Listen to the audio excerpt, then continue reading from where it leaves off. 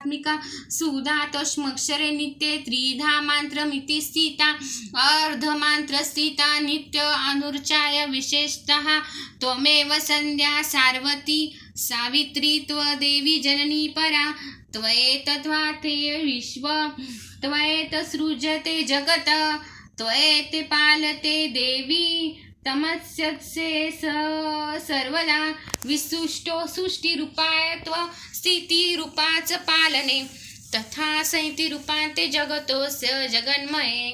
Mahavidya Mahamaya Mahamedha